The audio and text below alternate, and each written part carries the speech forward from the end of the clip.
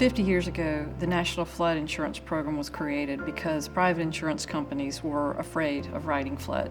It's a huge, intractable problem, but this is a problem that I don't believe can be solved solely by a government program. I believe private insurance has something to offer as well.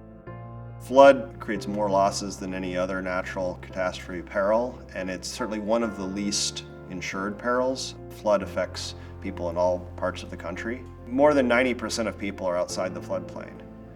In recent events, half the people who had a flood loss are outside the floodplain. So there's a lot of risk there. Most people are there. Many of the actual losses are there. But very, very few people buy flood insurance there. They're not required to, and most of them don't. They think they don't need it, and they think it's too expensive. The NFIP has always been a leader in the United States with respect to promoting flood insurance education, mapping, mitigation strategies, and I believe that they will continue to do that.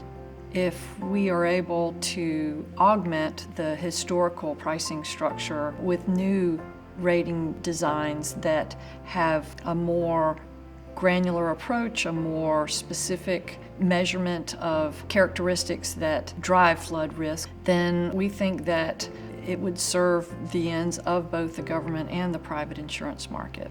A bigger market helps everyone. The whole approach to rating was designed back in the 70s. We didn't have the sort of computer models that we have now. They just couldn't be run on the computers that existed then. But now you have computer models on supercomputers that can run a hydrodynamic model at a 10-meter resolution across the entire country that captures events up to 500-year return periods. So you get this very continuous, very precise estimate of risk. And that didn't exist until just a few years ago. We're trying to redesign, an algorithm here so that you and your neighbor don't have such a big discrepancy in the premiums that you would have to pay for flood. And so using all these variables will get us to minimize that difference in risk level. So the more detailed we are, the more rating variables we use, the better we are at rating your risk. Some of the physical drivers of risks that we're trying to include in our models include elevation, relative elevation, slope, curvature, and aspect, as well as distance to river, distance to coast. Mapping happens at kind of every step of our analyses. So we get data. One of the first things we can do is we can throw it on a map, and that helps us QC it. Are the locations where we think they should be? Or if we're getting data back from a catastrophe model, does the loss gradient look correct? Are we seeing high areas where we expect to see higher flood risk? So what we're doing is bringing in variables that are intuitive, related to risk, and that people can understand. So then it's not just that there's this black box that says your premium should be $250 while the person across the street should be $400. And if an insured asks, well, why is my premium different from my neighbor's, we could explain it.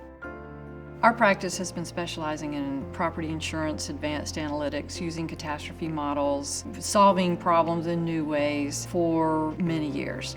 And I think if we can communicate the flood risk financially through the measurements that we're making and to feed new flood premium designs, then legislators, regulators, community planners, developers, and consumers can all have a more robust understanding of the implications of development in a certain area or buying a home in a certain area. It's much easier to understand what you should do if you have numbers that you can believe.